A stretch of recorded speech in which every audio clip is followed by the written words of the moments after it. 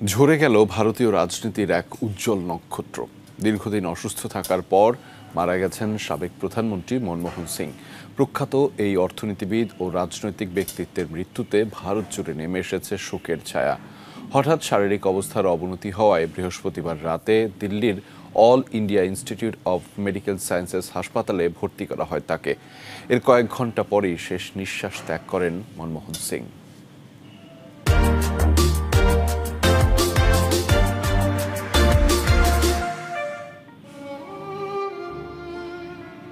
ভারতের প্রখ্যাত অর্থনীতিবিদ, রাজনৈতিক ব্যক্তিত্ব ও ১৩তম প্রধানমন্ত্রী মনমোহন সিং, যার জন্ম পশ্চিম পাঞ্জাবের গাহো এলাকায়। ভারতের সবচেয়ে দীর্ঘ সময়ের দায়িত্ব পালন করা ভারতের সাবেক এই প্রধানমন্ত্রী ও আলোচিত রাজনীতিবিদ মনমোহন সিং আর নেই। দীর্ঘদিন রোগভোগের পর বৃহস্পতিবার রাতে হাসপাতালে মারা যান তিনি। দেশজুড়ে নেমে এসেছে শোকের ছায়া। পাঞ্জাব বিশ্ববিদ্যালয় থেকে স্নাতক শেষ করে তিনি অর্থনীতিতে উচ্চশিক্ষা গ্রহণ করেন কেমব্রিজ ও অক্সফোর্ড বিশ্ববিদ্যালয় থেকে।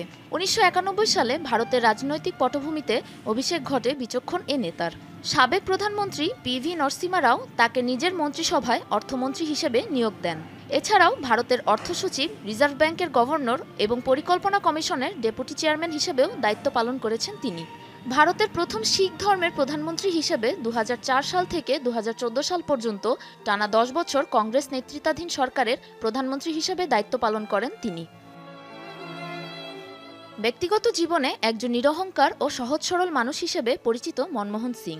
তার জীবনের সবচেয়ে বড় অনুপ্রেরণা ও নীরব সমর্থক স্ত্রী গুরুশরণ কৌরের সাথে সংসার করেছেন প্রায় ৬৬ বছর। বাবা হিসেবে একনিষ্ঠ দায়িত্ব পালন করেছেন ৩ কন্যা উপেন্দর সিং, দমন সিং এবং অমৃতা সিংয়ের প্রতি। ভারতের একজন খ্যাতনামা অর্থনীতিবিদ হিসেবে পরিচিত ছিলেন মনমোহন সিং। যুক্ত ছিলেন আন্তর্জাতিক মুদ্রা তহবিল IMF, উদার অর্থনৈতিক ব্যবস্থা ইত্যাদি নীতিমালার সাথে। ভারতের রাজনৈতিক এবং অর্থনৈতিক পটপরিবর্তনের একজন প্রধান রূপকার হিসেবে পালন করেছেন গুরুত্বপূর্ণ ভূমিকা। সাবরিনা নুসরাত, যমুনা নিউজ।